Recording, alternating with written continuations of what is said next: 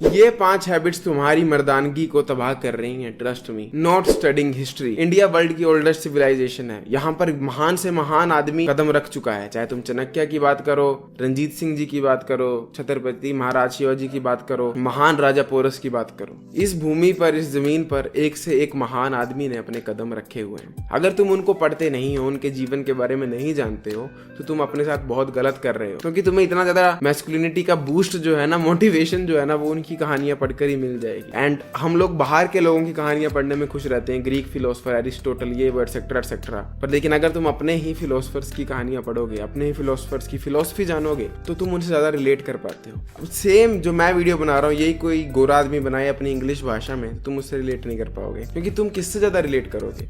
जो तुम्हारे देश का वासी है, जो कि तुम्हारी तरह ही है, उससे, या फिर जो एक गोरा है, अंग्रेजी झाड़ता है। सेम वे मैं ये नहीं कहूंगा कि तुम्हें बाहर के फिलोसफर, बाहर की हिस्ट्रीज नहीं पढ़नी चाहिए, पढ़नी चाहिए। पर एज वी नो, हमारा एजुकेशन सिस्टम इतना शिट है कि हमें हमारे ही लोकल हीरोज के बारे में नहीं पता। राजा पुरुषोत्तम, जिन्होंने अलेक्जेंडर के साथ महान युद्ध लड़ा था, वो मेरे घर से 10 किलोमीटर दूर बैठकर राज करते थे। मेरे को ये चीज पता नहीं थी आज से सिर्फ 6 मंथ पहले तक। एंड जब से उनके बारे में पढ़ा, खुद को लेकर एक तरह की प्राइड बढ़ गई, अपने आप को लेकर एक मैस्कुलिनिटी बढ़ गई। The hunger to achieve things, the ability to have confidence in myself, वो सबका सब इंक्रीज हो गया। सो मेक श्योर तुम अपनी हिस्ट्री पढ़ रहे हो, अपने ग्रेट हीरोज के बारे में पढ़ रहे हो, उनसे इंस्पिरेशन ले रहे हो। खुद को अगली सोचना छोड़ो। कई लोगों को ये बीमारी है, वो खुद को सोचते हैं वो अगली हैं। एंड मैक्सिमम इंडिया में जो लोग खुद को अगली सोचते हैं ना, उनको नैन नक्श से कुछ मतलब नहीं होता है कि तुम्हारी बोन कैसी है, तुम्हारी मैंडिबल कैसी है, उनको कुछ पता भी नहीं है।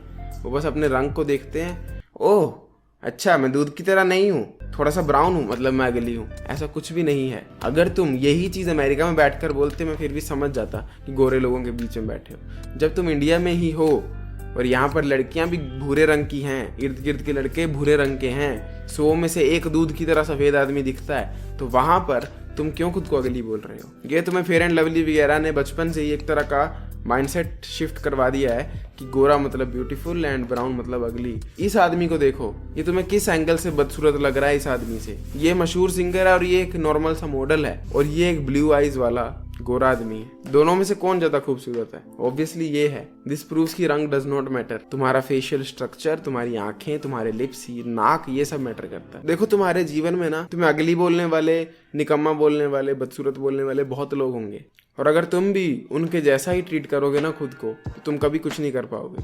You need to praise yourself, या प्रेज नहीं तो ऑनेस्ट तो रहो खुद से। क्यों खुद को बेफिजूल में अगली बोल रहे हो जबकि तुम अगली हो भी नहीं? उससे तुम्हारी सेल्फ इमेज इश्यूज आते हैं। कल को कोई लड़की रिलेशन में भी आएगी तो यही सोचते रहोगे, वाह यार ये तो टू गुड फॉर मी है, पता नहीं कैसे आ गई रिलेशनशिप में, मैं इसे अब स्पेशल ट्रीटमेंट देता हूँ क्योंकि इसने तो मेरे पर एहसान कर दिया। इसीलिए ये विक्टिम मेंटेलिटी से निकलो बाहर की, मैं अगली हूँ, बदसूरत हूँ। नहीं हो तुम अगली बदसूरत, बस तुम्हारा रंग 2 शेड डार्कर है। एक्चुअली में अगली और बदसूरत होना बहुत डिफरेंट होता है कंपेयर टू रंग डार्कर होने के। ब्लेमिंग अदर्स वाली जो मेंटेलिटी है ना, वो इतनी ज्यादा गंदी है एक मर्द के लिए, क्योंकि फिर वो हर चीज का ब्लेम दूसरों पर डालता है। वो कहेगा मेरे से कोई दोस्ती नहीं कर रहा, जैसे कि उनकी गलती है, वो तुमसे दोस्ती नहीं कर रहे। भाई तेरे में क्या खास है, तेरे से दोस्ती कर लेंगे। तुम कहते मेरे से कोई लड़की बात नहीं कर रही है, उनकी गलती है वो, तुम्हारी गलती है, तुमसे क्यों नहीं करती बात। तुम बोलते हो टीचर मेरी रिस्पेक्ट नहीं करती, मैं स्टेज पर कुछ बोलता हूँ तो लोग मेरी बात सुनते नहीं, लोग हंसते हैं।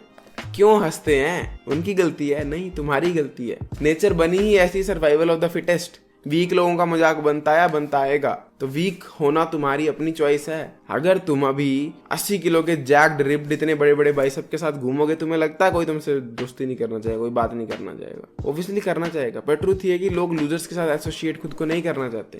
So stop being a loser, stop saying कि इसकी गलती, ये मेरे से बात नहीं कर रहा, मेरे पापा की गलती, मुझे ये नहीं कर रहे, वो नहीं कर रहे। बस खुद ही करना पड़ेगा सब कुछ। मर्द हो भाई, जीवन ऐसा ही है, क्या कर सकते हैं। ये प्रिविलेज सिर्फ लड़कियों के पास है। उनका मंथ में एक एग बनता है, तुम्हारा एक दिन में पता नहीं कितने मिलियंस ऑफ स्पर्म्स बनते हैं। नो वन केयर्स, तुम में कुछ खास चीज नहीं है, तुम्हें वो खास चीज लानी पड़ेगी। And there is also one beautiful line कि जो वुमेन होती है वो पैदा होते ही वुमेन होती है। मैन को मैन बनना पड़ता है, प्रूव करना पड़ता है कि वो क्यों मैन है, और वो एक बार प्रूव कर दे तो वो रुक नहीं सकता, फिर भी प्रूव करते रहना पड़ता है, करते रहना पड़ता है। Stop accepting your fate. कई लोग हिम्मत हार लेते हैं, और मैं यहाँ पर वो सरफेस लेवल की मोटिवेशनल स्पीकिंग वाली हिम्मत हारने की बात नहीं कर रहा हूँ। यहाँ पर मैं नॉर्मल हिम्मत हारने की बात कर रहा हूँ। जब मैं 5-6 का हूँ, अब मेरी जिंदगी खत्म है, नहीं है भाई खत्म। तुम हील्स खरीद सकते हो, हाइट इंक्रीज करने वाली, अपने जूतों में डाल सकते हो और आराम से 5 10 5 9 का बनकर घूम सकते हो। अगर कुछ चाहिए तो वो चाहिए फायर पैशन कुछ करने की। तुम पैसा इकट्ठा कर सर्जरीज करवा सकते हो। हिम्मत हारने से तुम्हें लगता है कि तुम अच्छे लगोगे, लोग तुम्हारी रिस्पेक्ट करेंगे, पर ऐसा नहीं है। किसी को कुछ फर्क नहीं पड़ता। Even if you commit suicide today, लोग 6 महीने में तुम्हें याद भी नहीं रखेंगे तुम कौन थे। सो इट इज बेटर कि तुम एक फेलियर ही रहो, पर एक फेमस फेलियर रहो, कुछ किया हो जीवन में, कुछ बने हो जीवन में। ये जो एक्सेप्ट कर लेते हो ना फेट की मेरी जो ऐसे ही ऐसे रहेगी, नहीं भाई सर्जरी करवा सकते हो तुम पैसा इकट्ठा करके। मेरे को गंज पड़ गया, नहीं भाई हेयर ट्रांसप्लांट करवा सकते हो पैसा इकट्ठा करके। मेरे मम्मी पापा मेरे को टॉर्चर ही करते रहते हैं, नहीं भाई तुम पैसा इकट्ठा करके अपने घर को छोड़कर 18 साल की उम्र के बाद अपने रूम में रह सकते हो। There is always an option. तो ये जो एक्सेप्ट कर लेना अपनी फेट को और उसी जगह पर एक छोटी सी बिल्ली की तरह बैठ जाना, ये पुसीज करती हैं, एक मैस्कुलिन मैन नहीं करता कभी भी। एंड ये चीज तुम्हारी मैस्कुलिनिटी को बहुत ज्यादा खराब करती है। Number 1, masturbating. सिर्फ एक क्वेश्चन पूछता हूँ तुमसे, क्लोज योर आइज। इमेजिन तुम्हारी नई नई शादी हुई है और वो लड़की किसी और लड़के के साथ सेक्स करती है, तुम क्या करोगे? तुम जाकर उन्हें रोकोगे, अपनी वाइफ से डिवोर्स लोगे, या कोने में बैठकर मैस्टरबेशन करना शुरू कर दोगे? अगर तुम्हारा आंसर मैस्टरबेशन करना है तो समझ लो तुम किस तरह के मर्द हो। और अगर तुम्हारा आंसर ऐसा है कि मैं उसे छोड़ दूंगा, डिवोर्स दूंगा या उन्हें रोकूंगा, तो भाई तुम मैस्टरबेशन क्यों करते हो? क्योंकि तुम्हारे सबकॉन्शियस ब्रेन को तो यही लगता है ना कि जो लड़की तुम देख रहे हो पोर्न में वो तुम्हें पसंद है।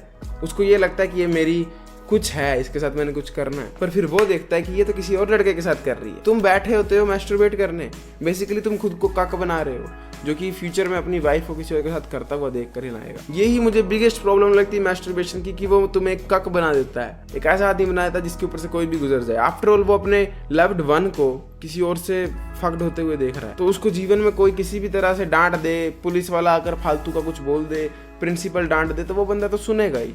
जो बंदा अपनी वाइफ को किसी और के साथ करते हुए देखकर मैस्टरबेट कर सकता है, तुम्हें लगता है वो कभी भी किसी चीज के लिए अपना स्टैंड लेगा? नहीं लेगा। वो उसकी हालत तो एक 5 साल के वनरेबल बच्चे से भी गंदी है। 5 साल का बच्चा फिर भी बहुत मारोगे तो चीख पड़ेगा, क्यों मार रहे हो? वो बोलेगा harder daddy, beat me harder. अगर आप इंटरेस्टेड हो मेरे साथ 1-on-1 कोचिंग कॉल करने के लिए, तो make sure you check out the description. Make sure मेरा डिस्कॉर्ड सर्वर भी ज्वाइन कर लेना। I will see you next time. Till then as usual, to seat everyone, जागते रहो।